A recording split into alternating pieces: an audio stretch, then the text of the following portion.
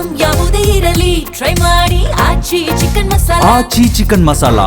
ದೇವೇಗೌಡರು ಆಗ್ಬೋದು, ಅವರ ಪತ್ನಿ ಜೊತೆ ಇದ್ದಂಥ ಕಳೆದಂಥ ವಿಡಿಯೋಗಳು ಸಾಕಷ್ಟು ವೈರಲ್ ಆಗ್ತಾ ಇದೆ. ನಿಮಗೆ ನಿಜ ಹೇಳಬೇಕು ಅಂದರೆ ಅಮ್ಮನ ಆರೋಗ್ಯ ಕೆಟ್ಟ ಮೇಲೆ ಅದೇ ಸಮಯಕ್ಕೆ ಅಪ್ಪಂದು ಅಷ್ಟೇ ಸ್ವಲ್ಪ ಫಿಸಿಕಲಿ, ಮೆಂಟಲಿ ಇಲ್ಲ, ಫಿಸಿಕಲಿ ಅವರಿಗೆ ಸ್ವಲ್ಪ ದೇಹದಲ್ಲಿ ತುಂಬ ವ್ಯತ್ಯಾಸ ಆಯಿತು. ಅಂಥ ಕ್ಷಣದಲ್ಲಿ ಅವರು ಹೆಚ್ಚಿನ ಕಾಲ ಮನೆಯಲ್ಲೇ ಕಳೀತಿದ್ರು ನನ್ನ ತಂದೆ.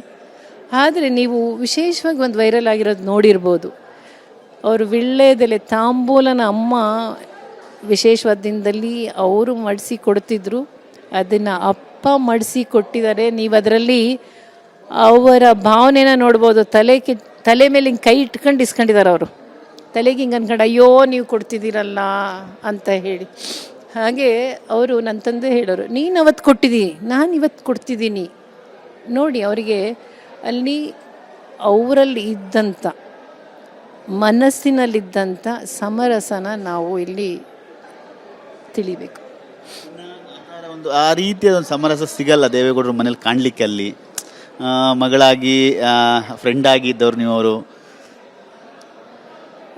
ನಾವು ಹಾಗೆ ಆ ಭಾವನೆಗೆ ಬರೋದು ತಪ್ಪು ಅನಿಸುತ್ತೆ. ಯಾಕೆಂದರೆ ಯಾರೇ ಆದ್ರೂ ಈಗ ನಾವೆಲ್ಲ ಜೀವನದ ಪರೀಕ್ಷೆನ ಎದುರಿಸ್ತಾ ಇದ್ದೀವಿ.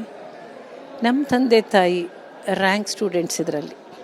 ಅವರ ಸಮರಸ ಜೀವನದಲ್ಲಿ, ವೈವಾಹಿಕ ಜೀವನದಲ್ಲಿ, ಬದುಕಿನ ಏರುಪೇರುಗಳಲ್ಲಿ ಅವರು ಇವಾಗ ಒಬ್ಬ ಡಿಸ್ಟಿಂಕ್ಷನ್ ಅಂದರೆ ರ್ಯಾಂಕ್ ಸ್ಟೂಡೆಂಟ್ಸ್ ಅವರೆಲ್ಲ 99% ತಗೊಂಡಿರೋರು. ಏನಾದರೂ ಹುಡುಕಿದ್ರು 1% ಕಡಿಮೆ ಇರ್ಬೋದಷ್ಟೇ. ನಾವು 99% ತೆಗಿಯೋಕ್ಕಾಗದೇ ಇದ್ರೂ 60% ಅಂದರೆ ಫಸ್ಟ್ ಕ್ಲಾಸ್ ಆದರೂ ಬರ್ಬೋದು, ಫಸ್ಟ್ ಕ್ಲಾಸ್ ಆದರೂ ಬರ್ತೀವಿ ಅನಿಸುತ್ತೆ. ಫೇಲಂತೂ ಖಂಡಿತ ಆಗಲ್ಲ. ನಾವು 6 ಜನ ಎಲ್ಲೂ ಫೇಲ್ ಆಗಲ್ಲ, ಆ ನಂಬಿಕೆ ನನಗಿದೆ. ಪ್ರತಿ ಕ್ಷಣ ಅಮ್ಮ ನಿಮ್ಮ ಜೊತೆನೇ ಇರ್ತಾರೆ. ಹಾಗಾದರೆ ಪ್ರತಿ ಕ್ಷಣ, ಪ್ರತಿ ಮೂಮೆಂಟ್, ಪ್ರತಿ ಕೆಲಸ ಕಾರ್ಯ, ಮಾತು. ನಿಮ್ಗೆ ಹೇಳಬೇಕು ಅಂದರೆ ನನ್ನ ದಿನ ಪ್ರಾರಂಭ ಆಗೋದೇ ದೇವರು ನೋಡಿದ ತಕ್ಷಣ ನನಗೆ ಫಸ್ಟು ನಮ್ಮ ತಂದೆ ತಾಯಿ ಫೋಟೋನೇ ನೋಡಬೇಕು ನಾನು. ಅದು ನನ್ನ ತಂದೆಯಿಂದ ಕಲ್ತಿರೋ ಅಂಥ ನಿಯಮ ನಂದು. ಅವರು ನೀವು ನೋಡಿ ಅವ್ರ ಬೆಡ್ರೂಮಲ್ಲಿ ತಂದೆ ತಾಯಿ ಫೋಟೋನ ಅಷ್ಟು ದೊಡ್ಡದಾಗಿ ಇಟ್ಟಿದ್ದಾರೆ. ನನಗೆ ಮೊದಲು ಅರ್ಥ ಆಗ್ತಿರ್ಲಿಲ್ಲ, ಇರೋದು ಹೇಳ್ತೀನಿ. ಈಗ ನನಗೆ ಈಗ ಅಂದರೆ ತುಂಬ ವರ್ಷಗಳ ಹಿಂದೆಯಿಂದ ನನ್ನ ಅನುಭವಕ್ಕೆ ಬಂದಿದೆ. ಪ್ರತಿಯೊಬ್ಬ ಮನುಷ್ಯನಿಗೂ ದೇವ್ರ ಮೇಲೆ ಭಕ್ತಿ ಇರ್ಬೋದು, ದೇವಸ್ಥಾನಕ್ಕೆ ಹೋಗ್ಬೋದು, ಒಂದು ಹೆದರಿಕೆಯಲ್ಲಾದರೂ ಸರಿ, ಅಥವಾ ಒಂದು ದೈವಿಕ ಪ್ರೇರಣೆಯಿಂದಲಾದರೂ ಹೋಗ್ಬೋದು. ಆದರೆ ನಿಜ ಹೇಳ್ತೀನಿ, ನಾನು ದಿನ ಲಲಿತ ಸಹಸ್ರನಾಮ ಹೇಳೋ ಅಂಥವಳು.